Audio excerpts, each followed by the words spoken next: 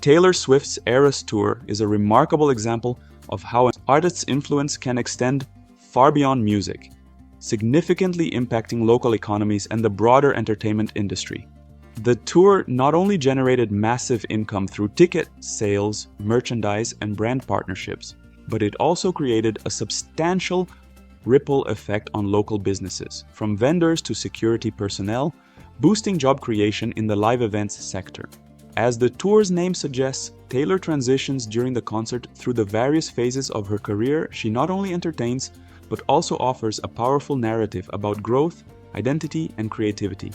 She goes over her different artistic eras during the concert to tell a story of how she has evolved creatively over the years and the different facets of herself as an artist she has showcased. The experience of watching the concert really left me thinking how many of us can really distill and dissect ourselves into various facets in a creative medium to fully express who we are on such an astronomically huge scale. What would different people's versions of their era tour look like? For example, what do a collection of books from an author or the different films from a director tell us about them as individuals? Does every human being even have this need for full artistic expression? Are we drowning our creative potential under the crushing weight of modern society's pressures and responsibilities, which consume most of our time? And what are the societal consequences of most of humanity not being able to reach their creative potential? This concert left me with a desire to explore and understand these questions a bit better. Hopefully you're interested enough to come along for the ride.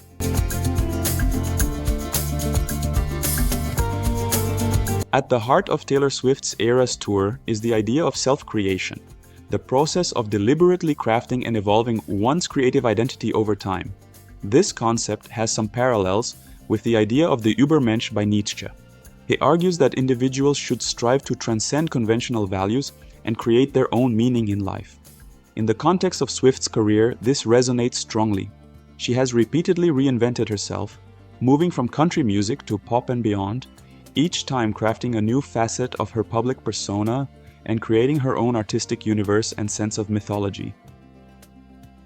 Nietzsche's concept of the eternal recurrence, the idea that life might be lived over and over again in exactly the same way, challenges us to live authentically, as if our actions were to be repeated eternally. Swift's ability to distill each of her creative phases into distinct eras that she can revisit and reinterpret is a modern reflection of this idea. It suggests a deliberate, thoughtful approach to life and art, where each decision and creative output is infused with intentionality and self-awareness.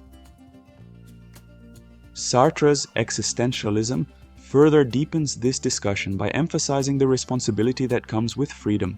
Sartre famously asserted that existence precedes essence, meaning that we are not born with a predetermined purpose. Rather, we create our own identity through our choices and actions. In this light, Swift's Eras Tour can be seen as a manifestation of existential freedom, the freedom to define oneself anew, to reject past labels, and to create a multifaceted identity that reflects the complexities of human existence. This philosophical exploration of self-creation also raises questions about the pressures to conform and the risks of losing one's individuality. As Nietzsche and Sartre suggest, the path to authentic self-expression is fraught with challenges, including societal expectations and the internal struggle to remain true to oneself. Swift's ability to navigate these pressures and continue evolving as an artist offers a compelling case study in the philosophy of self-creation and expression, especially considering the modern-day pressures of navigating the public eye to avoid cancellation and ostracism. The philosophical exploration of creativity and its role in human life reveals that while not every individual may feel an inherent need for full artistic expression, creativity is a fundamental aspect of human potential. Thinkers like Aristotle and Nietzsche argue that self-creation and expression are essential for those whose nature inclines them toward creativity, with Nietzsche emphasizing that creativity is a crucial part of transcending societal norms and creating personal meaning. Similarly, Tagore sees artistic expression as a spiritual need that connects individuals with the universal spirit, highlighting its importance in experiencing the fullness of life. Modern society, however, often imposes pressures that stifle this creative potential. Karl Marx critiques how capitalist structures reduce individuals to mere cogs in a machine, alienating them from fulfilling creative work. Simone de Beauvoir and Zhuangzi also emphasize how societal norms and expectations limit personal growth and creativity, with Zhuangzi particularly stressing the importance of spontaneity and freedom from societal constraints to achieve true creativity. These perspectives suggest that modern societal pressures can drown human creativity, preventing individuals from realizing their full potential. The societal consequences of stifling creativity are significant. As argued by philosophers like John Stuart Mill and Hannah Arendt, Mill warns that suppressing individuality and creative expression harms not only the individual but also society, leading to stagnation and the loss of progress driving innovation. Arendt expands on this by suggesting that creativity is central to what makes us truly human, and its suppression risks reducing life to mere survival, devoid of cultural and intellectual richness.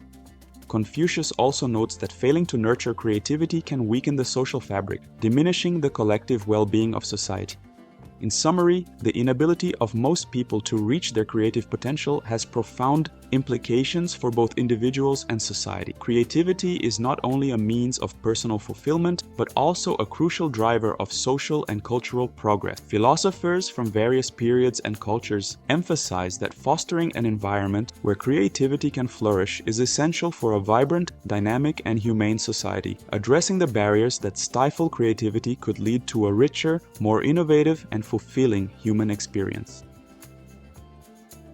But has social media made us more or less creative? The impact of social media platforms on creativity is a complex and nuanced topic, with arguments to be made on both sides. Social media has simultaneously fostered new avenues for creativity while also potentially limiting it in certain ways. Social media platforms have democratized the creative process, allowing anyone with an internet connection to create, share, and distribute content. This has opened up opportunities for people who might not have had access to traditional creative industries. Platforms like Instagram, YouTube, and TikTok have enabled millions to showcase their art, music, writing, and other creative endeavors to a global audience. It has also facilitated collaborative creativity, where people from different backgrounds and locations can easily connect and collaborate on projects. This has led to the blending of different art forms, styles, and ideas, creating new and innovative content. Social media can also serve as a vast repository of inspiration. Creators can draw inspiration from the endless stream of content available online. Additionally, social media provides tutorials, how-tos, and behind-the-scenes looks that can help individuals learn new skills and improve their craft. However, while social media encourages creativity, it can also lead to conformity and the homogenization of content. The algorithms that drive social media platforms often prioritize popular content, leading users to mimic trends to gain visibility and engagement. This can stifle originality, as creators may feel pressured to conform to what is popular rather than exploring unique or unconventional ideas. The emphasis on likes, shares, and followers can drive creators to prioritize quantity over quality, resulting in formulaic and repetitive content. The almighty algorithm and the way it works today also forces creators to niche down and become more and more specialized, which can lead faster to creative burnout. Social media's fast-paced, bite-sized content can contribute to shorter attention spans, making it challenging for users to engage in deep, sustained creative work. The constant influx of information and the need to keep up with trends can lead to distraction and a focus on immediate gratification rather than long-term creative fulfillment. This environment can make it difficult for creators to invest the time and energy required for more thoughtful and work. Social media can foster a culture of comparison, where creators constantly measure their success against others. This can lead to creative insecurity, where individuals doubt their abilities and hesitate to share their work. The pressure to compete with an often curated image of perfection can discourage risk-taking and experimentation, which are essential components of the creative process. As a result, some creators may hold back their unique ideas or fail to develop their creative potential fully. Overall, assessing if the impact of social media in creativity is either positive or negative is hard. It has undeniably made people more creative. However, these platforms can also lead to conformity, shorter attention spans, and creative insecurity, which can limit originality and deep creative work. Ultimately, the impact of social media on creativity depends on how individuals use these platforms, whether as a tool for genuine expression and innovation, or as a space that pressures conformity and shallow engagement. But, from psychological perspective, does every human being have this need for full artistic expression? Abraham Maslow, in his hierarchy of needs, posited that self-actualization is the highest level of psychological development, where an individual realizes their full potential. According to Maslow, creativity is a key component of self-actualization, as it allows individuals to express themselves, solve problems, and engage in meaningful activities. While not every person may feel the need to express themselves artistically, the drive for creativity, in a broader sense, is considered a fundamental human need that contributes to personal fulfillment and psychological well-being. Edward D.C. and Richard Ryan's self-determination theory emphasizes the importance of intrinsic motivation, which includes the drive to engage in activities for their inherent satisfaction rather than for external rewards. Creativity often stems from intrinsic motivation, where individuals are driven by curiosity, exploration, and the joy of creating. This suggests that while the need for artistic expression may vary in intensity among individuals, the underlying drive to engage in creation is a basic psychological need related to autonomy and competence. But if creative exploration is a human need in varying degrees from person to person, are we drowning our creative potential under the weight of society's pressures and responsibilities? Research in psychology shows that stress and time pressure can significantly hinder creativity. Teresa Amabile, a prominent researcher on creativity, has found that while moderate levels of pressure can sometimes enhance creativity by focusing attention, chronic stress and excessive time constraints typically impair creative thinking. This is because stress reduces cognitive flexibility, which is essential for generating novel ideas. Modern society's demands, such as long work hours, financial pressures, and constant connectivity, can leave individuals with little time and mental energy for creative pursuits. In addition to that, the concept of flow, as introduced by Mihaly Csikszentmihalyi, describes a state of deep immersion and engagement in an activity. Achieving flow is often associated with peak creative performance. However, the pressures of modern life, including the expectation to be constantly productive and available, can prevent individuals from reaching this state. Chronic burnout, which results from prolonged stress, further erodes the capacity for creativity. When individuals are overwhelmed by responsibilities, they are less likely to experience flow and engage in creative activities, leading to a diminished creative output. And what kind of effect a lack of creative expression can have on us? The inability to express creativity can have significant mental health implications, leading to feelings of frustration, dissatisfaction, and unfulfilled potential. A society that does not nurture creativity may see higher levels of mental health issues, such as anxiety and depression, as people are deprived of a vital avenue for self-expression and personal growth. Furthermore, the lack of diverse creative voices can contribute to a less vibrant and inclusive cultural landscape, reinforcing societal inequities. So what I learned researching these questions from a psychological point of view is that while not every individual may seek full artistic expression, the drive for creativity is a fundamental aspect of human nature. Modern society's pressures can indeed stifle this potential, leading to both individual and societal consequences. The suppression of creativity can hinder innovation, slow societal progress, and negatively impact mental health. To mitigate these effects, it is crucial to create environments that support and nurture creativity, allowing individuals to reach their full potential and contribute meaningfully to society. Sociology offers valuable insights into how societal structures and cultural norms shape our creative potential. Pierre Bourdieu's concept of cultural capital is particularly relevant here. Cultural capital refers to the non-financial assets that enable individuals to achieve social mobility, such as education, intellect, and cultural knowledge. In Taylor's case, her ability to navigate and dominate the music industry is in part due to her accumulation of cultural capital, her knowledge of the industry, her network of contacts, and her understanding of her audience. Bourdieu's analysis also helps us understand how certain forms of creativity are valued over others. For instance, the music industry, like many other creative industries, often prioritizes commercially successful art over more experimental or unconventional forms. Swift's success can be seen as a result of her ability to balance artistic integrity with commercial appeal, navigating the industry's demands while still expressing her creative vision. Marshall McLuhan's famous assertion that the medium is the message is particularly relevant in today's media-saturated world. McLuhan argued that the medium through which information is conveyed is just as important as the content itself, as it shapes our perceptions and experiences.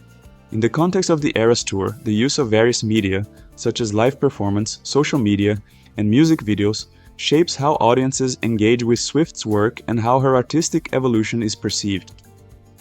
But as we've been discussing so far, not everyone has the ability and opportunity to reach the full creative and expression potential. The societal consequences of most of humanity not being able to reach their creative potential can be profound and far-reaching.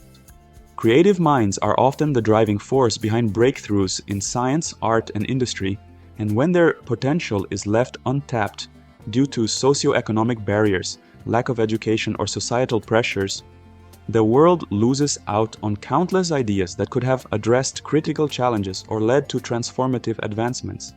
This limitation on creativity not only deprives society of potential solutions to pressing problems, but also leads to a homogenization of culture, where only a privileged few dictate the direction of artistic endeavors. Moreover, the inability to reach creative potential can have negative psychological and social consequences for individuals, leading to a sense of frustration, alienation, and lack of fulfillment. Creativity is a fundamental aspect of human identity and self-expression, and when people are denied the opportunity to explore and develop their creative abilities, it can result in diminished self-esteem and a reduced sense of agency. This widespread suppression of creativity contributes to a less dynamic and diverse society where individuals are more likely to conform to existing norms rather than challenge them, ultimately perpetuating inequality and limiting social and cultural progress. The good news is, technology provides many different ways to make your creative output to be heard. YouTube is the perfect example. In conclusion, Taylor Swift's Eras Tour serves as a powerful reminder and inspiration for the immense potential within each of us to create, evolve, and express ourselves in meaningful ways. Through her journey of self-creation and artistic expression, we are inspired to reflect on our own creative capacities and the societal structures that either nurture or stifle them. Whether it's through music, writing, art, or any other medium, the drive for creativity is a fundamental part of what makes us human. Yet, as we've explored, modern societal pressures and stress can often drown out this potential, leaving us feeling unfulfilled and disconnected. But it doesn't have to be this way. We all have the ability to reclaim our creative power, to carve out time and space for our passions, and to resist the pressures that push us toward conformity and abandonment of this human need. So, get out there and create, and make sure to share it with the rest of the world. Thanks for watching. If you enjoyed this video, be sure to like, comment, and subscribe to support our attempt to challenge conventional wisdom and inspire new ways of thinking. See you next time.